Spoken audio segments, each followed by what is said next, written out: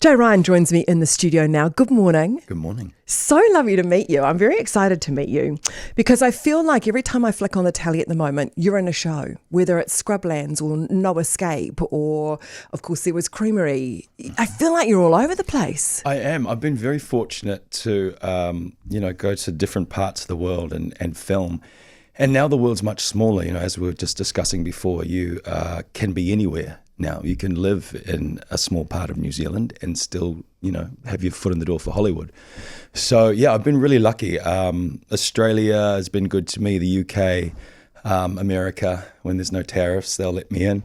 But yeah, it's been wonderful. But it looks like I'm working all the time, but it still is an actor's life. There's still a lot of downtime and a lot of nail biting, thinking when the next job is going to come.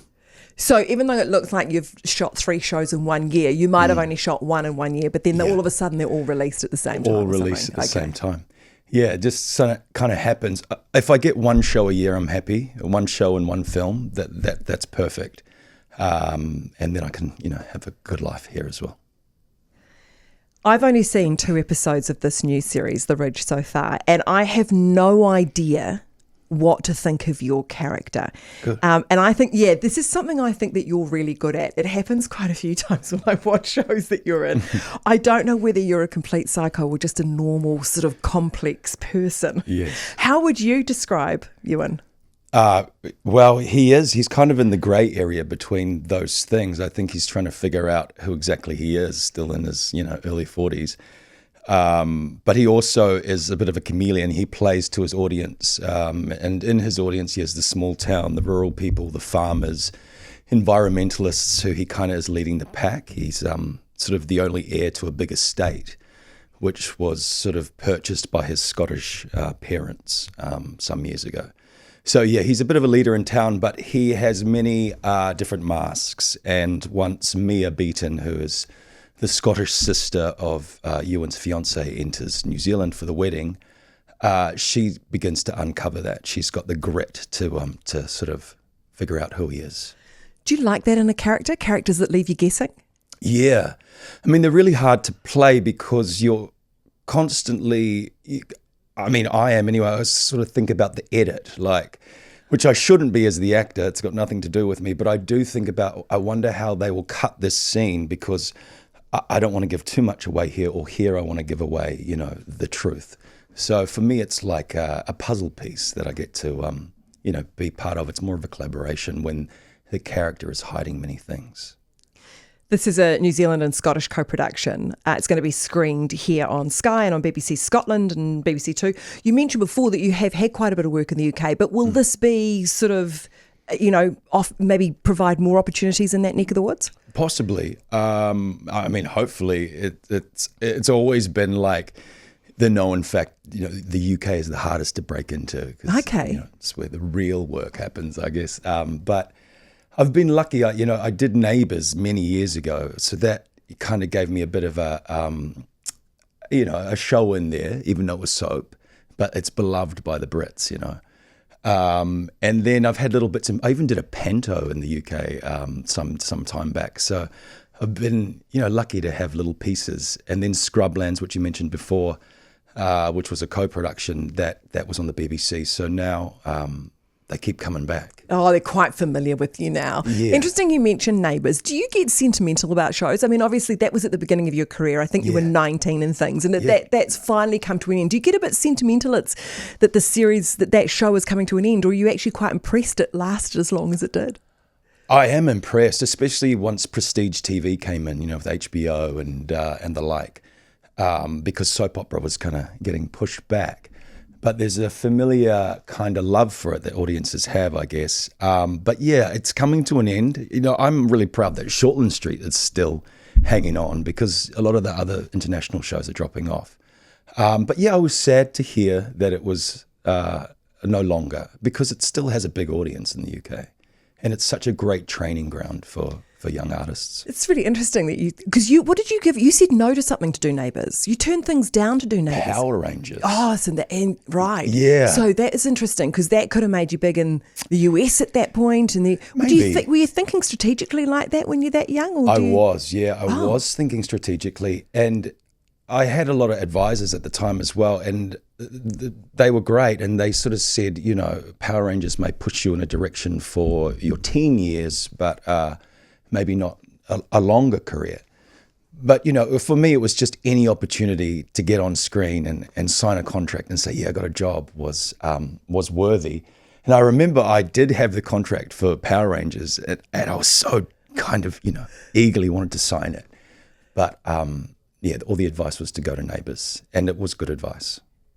That's really interesting. Has that strategy remained with you? If I look at your career, I would imagine you've been quite strategic throughout. Mostly. Sometimes you just kind of got to take what is available and on offer. But it's often been pretty good. And even when I've thought, oh no, this is going to be a dud, it hasn't been so much the case. And it's given me many different facets. And now I'm lucky because I get asked to do comedy, drama, thriller. Yeah. I haven't been pigeonholed. And, now I'm in my early 40s, so I think I'm going to be okay. You've made it. Are you able to pick and choose now? Yes, but I still have a family to support. So, the industry has become really tight at the moment and things have dropped off. So I just feel grateful every time I get a job, basically.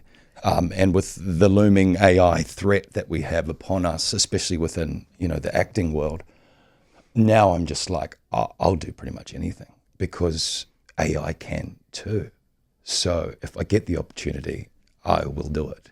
Within reason, of course, but there is that kind of thing in the back of my head. It feels unfair, right? You've put all this hard work into your career. You are at this point. I think you're at a peak of your career. I mean, some incredible performances over the last decade or so with Muru and things like that.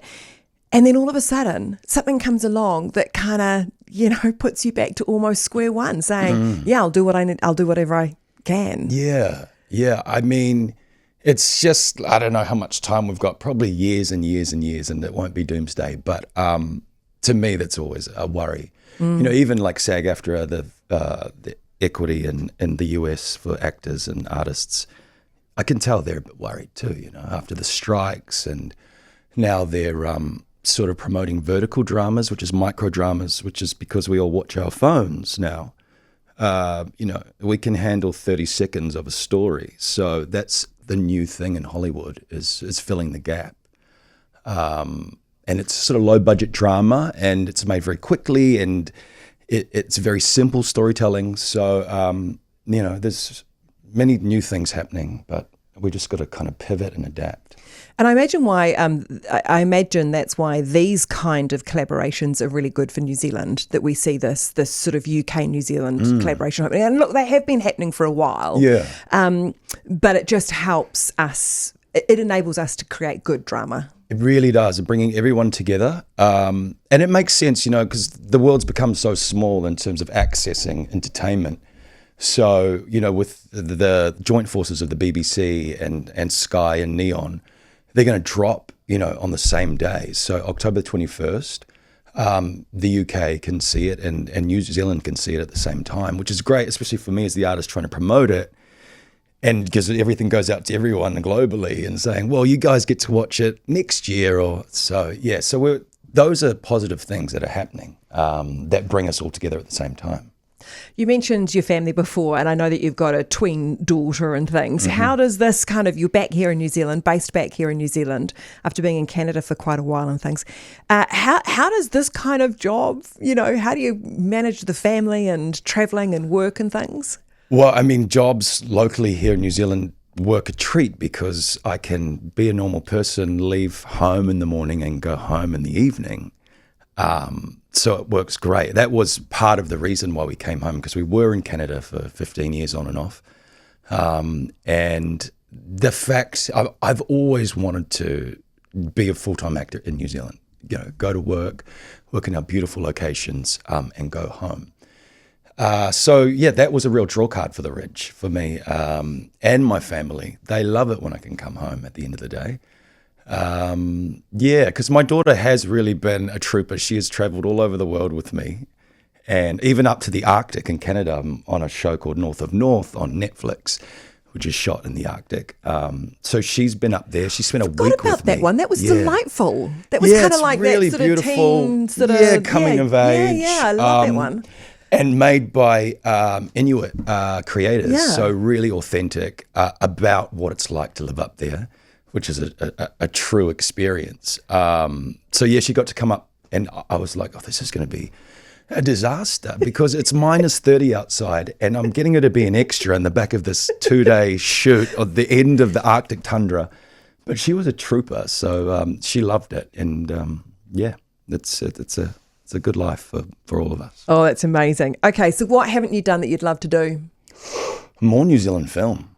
Yeah, I'm just always very impressed with what we create here, but it's just very few and far between.